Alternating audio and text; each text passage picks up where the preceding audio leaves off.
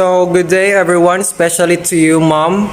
So, for today, we will be going to play a role play inspired from the story of how much land does a man have. So, I am Louis Mijares, and I am the scriptwriter and the narrator of this story. And I am the Sasakinton, the eldest son of Mrs. Domitilla Samonte, Miguel Samonte. And I am Arjun Robot Asmara Samonte. And I am Louisa May Giapari as Margaret Samonte. And I am Rhea Lagari as Mrs. Domitilla. And I am Ernest Dimuato as Uncle Frederick. I am Ria Clara Nacho as Attorney Salazar. I am Angelica Cipada as Laura Morales. I am Renita Into. I am Arabella Cristina. I am Christian Reyes Socorring. And we are the narrator and chismosas of the story.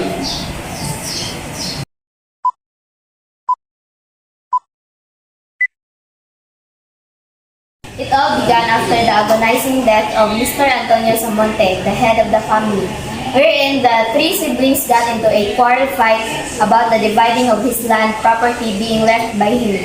One claimed that he should be the one who will have the most of the land, since he is the eldest among all siblings, which was opposed by the second-born sibling, because as for her, she has all the means to claim the land, since she was the haciendera, so she knows what to do on that land if she'll have it. However, the youngest one, despite being belittled by her other siblings, she still fights her right about the land. She argues that the land should be given to her fully because aside that she's the most favored child of their late father, she also believed that it will definitely become safe and better if it's in her hands. Whatever your claims are, my claims are still heavier than yours, so back off. You already forget that God reminded us that the person who owns the land is the person who knows how to use it properly. So I strongly believe that it's me he's referring to. No, no, no. A big no. Stop pushing for a thing that you will never be yours. Because I, myself, can only have that land. No other choice from you and you. Only mine. Stop being a brat, Mara. You can't handle such property like this. You're too young for this. I suggest if you finish your studies first before you can have your own land property. No way! Stop belittling just because I'm the youngest. Please know that I'm more knowledgeable than you. And let me remind you too, I have more better plans into that land if I'll be the one who manages it. So, if I were you, get lost. I wasn't informed that you're good at making jokes, Mara. I almost believe in it. Keep it up, sis. You know what? It's much better the two of you will shut up instead of dreaming the dream that is unreal to be yours. Whatever you two will say, I still have lost card in it. Because after all the hectares of the land will be all mine. The mother of the three lashed the table to stop them from arguing.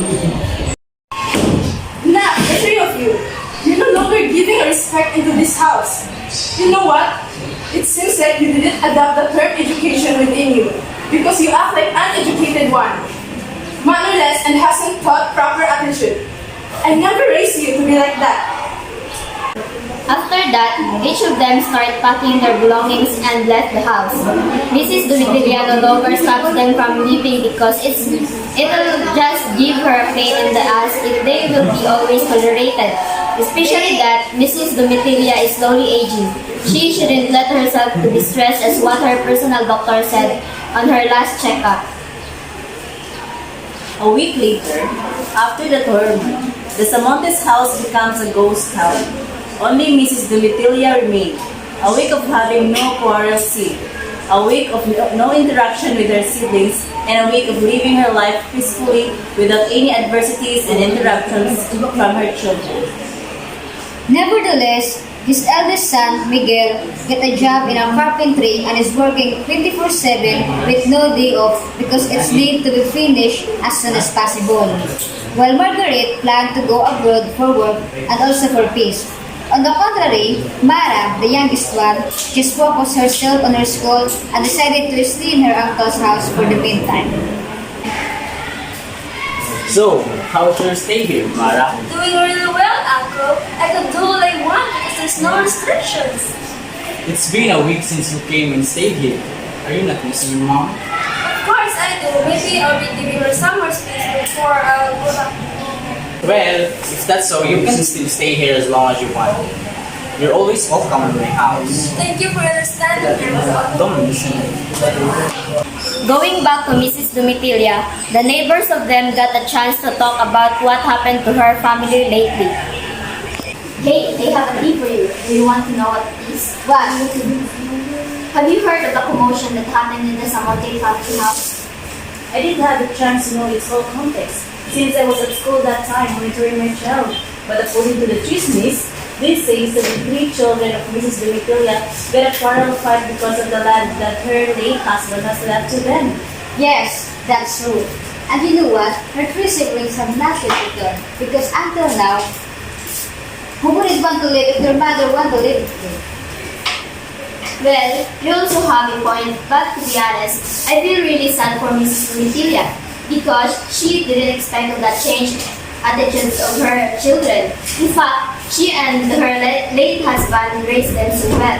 Exactly. Now I wonder what's going inside, knowing that I heard Mrs. Dumitilia has a problem regarding this. Really?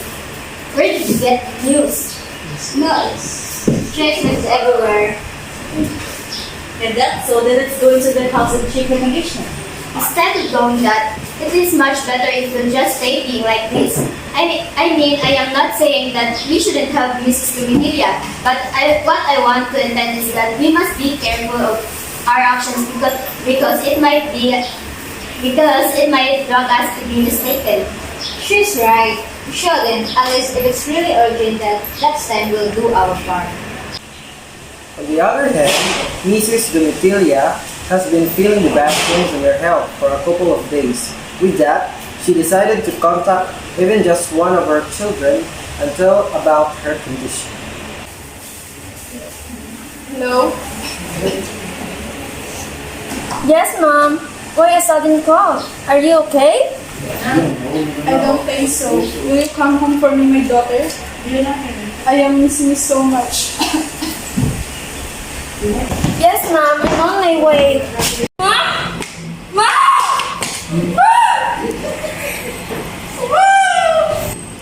Mara immediately dialed the number of her mother's personal doctor. Then, while waiting, she carried her mother and placed her into the comfortable bed. A couple of minutes had passed. Their personal doctor came and instantly went to the room where her mother was. Later on, she also informed her 2 other siblings about what happened through text messages. Mara was at the living room, confused and comfortable and worried was all she felt. She couldn't believe it's happening on her mother when in fact she was doing all fine lately, as she hides something else. Then their personal doctor got out from the room. How's she doing? Is she okay? There's a good and bad news. Spirit that ran away. The good news is, she's down. She was just having a shallow breathing earlier, which causes her collapse, maybe due to her condition, which is the bad news. Can you tell me the anything about your condition? Pneumonia. Your mother has a stage of pneumonia. How is that possible, Doctor? There are many possible reasons why it inherited her. Like as you know, pneumonia mostly spreads when people infected cough, sneeze, or talk, sending respiratory droplets into the air. These droplets can then be inhaled by close contacts. Less often, you can get pneumonia from touching an object or surface that has the germ on it, and then touching your nose and mouth. And that may be one of the reasons why she got it. Is it curable, Doctor? Yes, most prescribed will be antibiotics, but prevention is more better than cure. So I suggest if you'll encourage your mother to have a daily good hygiene, with that it will help her to ease and prevent her condition from being worsened. And it would be better if we'll have a weekly checkup on her to know if her condition becomes worse or potential. Everything, Doctor. I'm willing to pay as much as I can. Don't worry, I'll do everything in my poverty because as doctors, one of our missions is to provide proper health care to all the patients and heal them of their poverty. Thank you, Doc. After knowing her mother's condition was also the time when her two other siblings got arrived. How was she, Mara? She's fine. She's in the room. What's her findings? What does Dr. Morales have told you about her condition? She got a shot of blood pain earlier. That's why she collapsed. And what, Mara? Mom is sick. She has a pneumonia. Stage 3. What? Where did you get that? According to Dr. Morales, there are many ways in how infected by that illness. So, did you ask Dr. Morales about its cure? Yes, and she said it has a cure, but prevention is much better than cure. So what are the plans now? We just have a ceasefire about the land for the meantime. Mom needs us right now. We should not give her stress. The eldest sibling was silent for a while. He's thinking about ways on how to make his mother recover right away. Hey Miguel, when are you becoming having a last problem? Right. I have no choice to do this. I think this is the only way in order for Mom fast recovery into her illness. Anyway, did you have the money, Margaret? All of the money I paid off to New York for work was all fraud. I get scammed. It was later I discovered that the agency I was dealing with isn't legit and registered. You're the one who's making your own problem, Margaret. And it does not to be you who can be able to solve it. Anyway, as I was thinking in a moment earlier, I got to realizations that instead of arguing with you about the land of our father, what if we'll solve it and use the money for Mom's fast recovery? Are you gonna agree about that? What do you think? I somehow can't accept that we come to the point of selling the land that our father's only memory to us. But knowing that our mother is really in urgent now, I also come to the point of agreeing with what you've just said.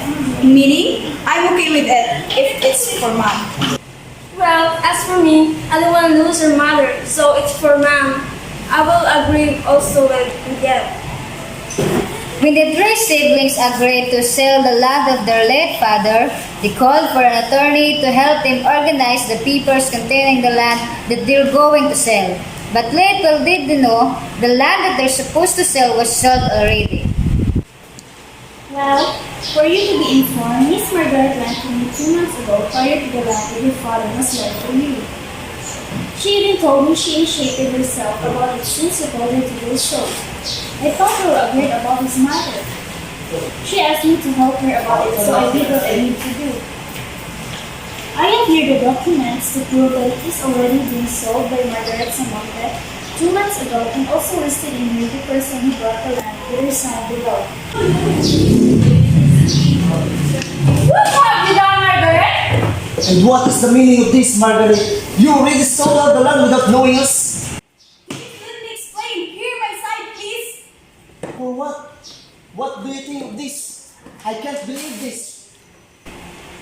I'm so sorry, Madam Miguel. I didn't mean to do it. What sorry, Margaret? If you are a voice, I will punch you. 7. After truth was prevailed, Miguel and Mara Samonte got extremely furious toward Margaret Samonte. They didn't think she would fool them. They also thought that everything was clear and okay, especially since they had agreed on what to do with the land. However, it turned out that their own blood already sold it without them being informed. And because of that, the two can't contain the anger they felt toward her. Especially their eldest, Miguel, who hates Margaret so much after the revelation. And later on, since they have no enough money to support their mother at the surgery, Mrs. Domitilla unfortunately died. With that, it made the two not to forgive Margaret because of what she did. The family had threw all the blame to Margaret and even disallowed her to step inside their territory.